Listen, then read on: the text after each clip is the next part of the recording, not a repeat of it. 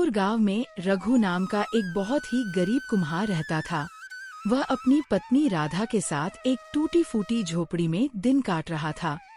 राधा ने उदास होकर पूछा, आज फिर खाली हाथ लौट आए रघु?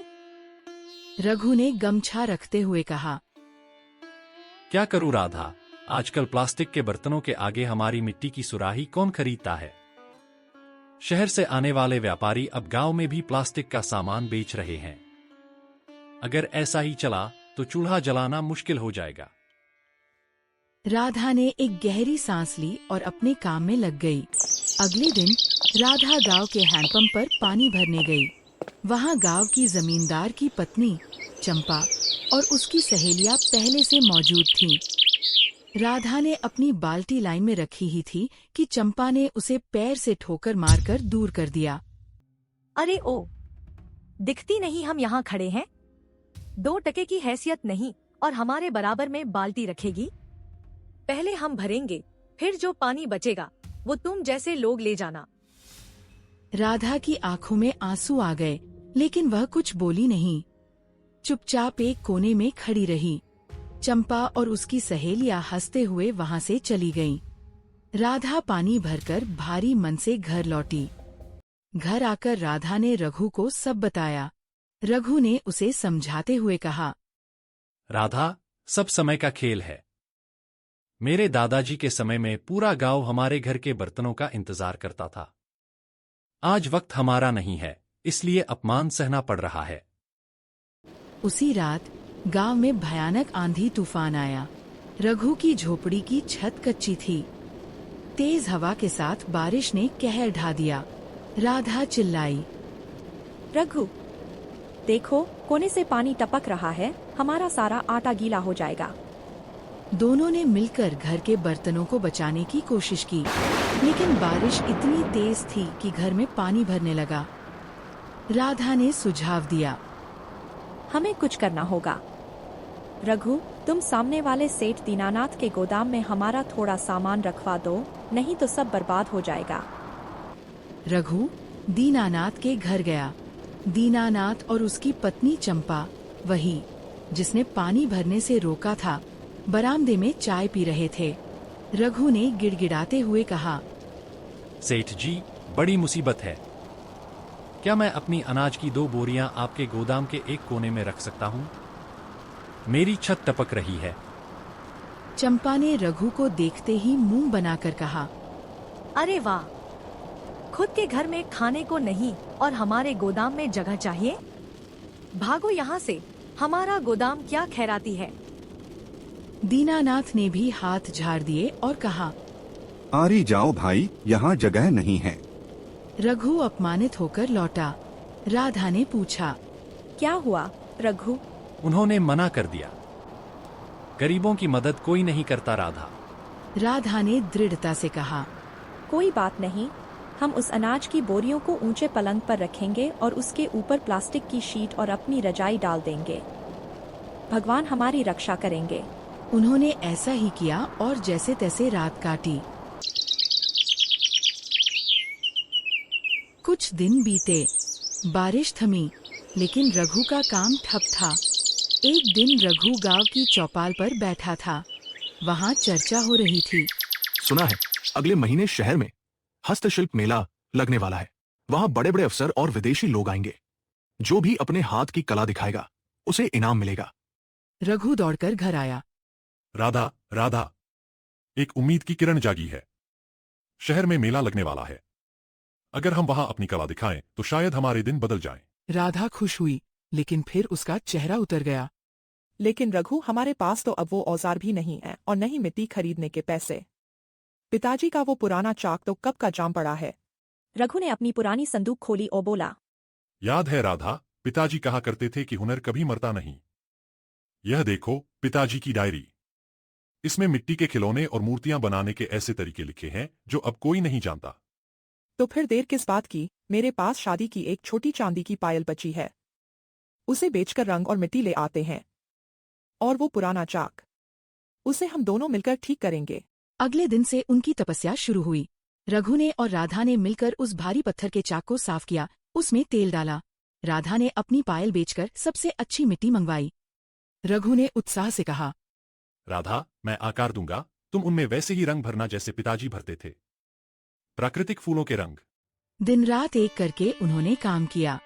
रघु मिट्टी को ऐसे आकार देता मानो उनमें जान डाल रहा हो। राधा उनमें इतनी बारीकी से रंग भरती कि खिलौने बोलते हुए लगते।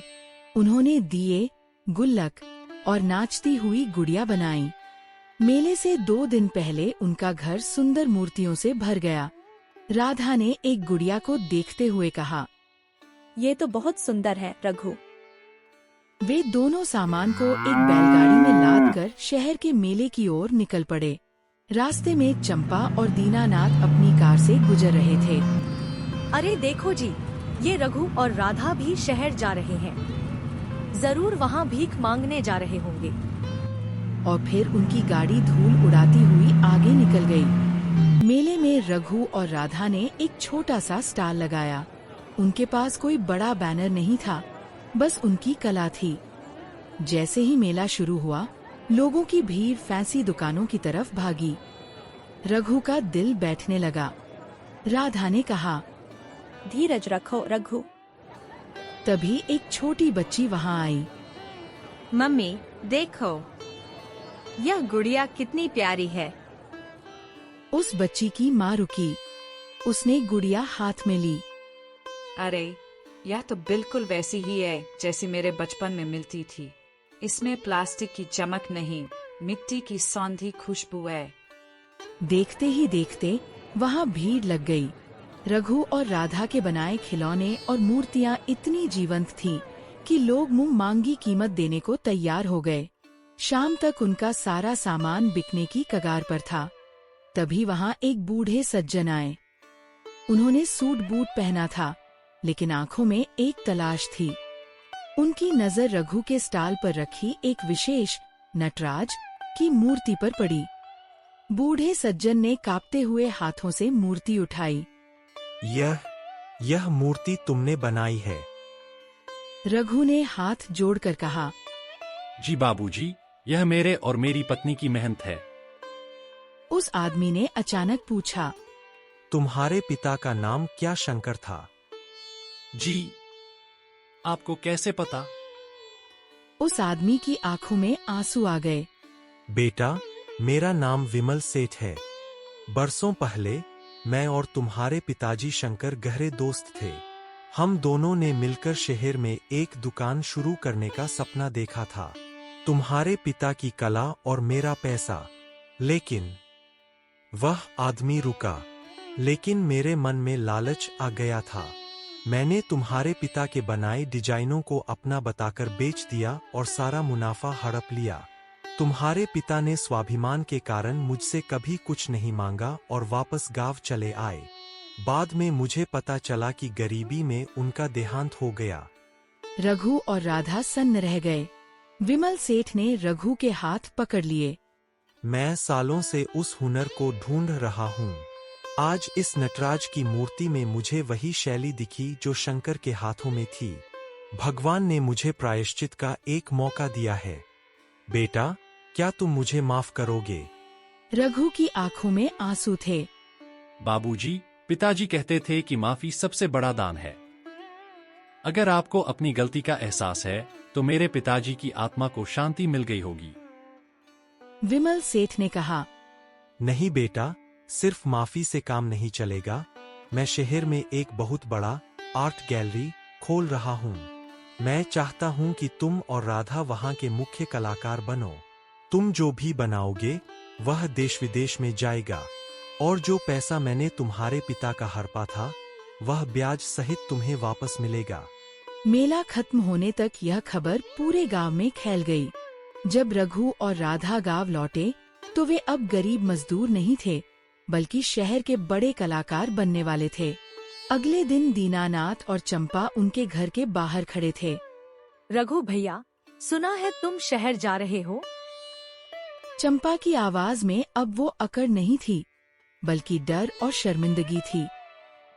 हाँ भाभी, समय बदलते देर नहीं लगती। राधा ने मुस्कुराते हुए कहा, लेकिन आप चिंता मत कीजिए, हम अपना पुराना घर आपको नहीं बेचेंगे, बल्कि इसे ठीक करवाकर गांव के उन कारीगरों के लिए वर्कशॉप बनाएंगे जिनके पास हुनर तो है पर मौका नहीं। चंपा और दीनानाथ का सिर शर्म से झुक गया। रघु और राधा ने अपने पिताजी के हुनर और अपनी मेहनत से न केवल अपनी गरीबी मिटाई, बल्कि अपने स्वाभिमान को भी वापस पाया।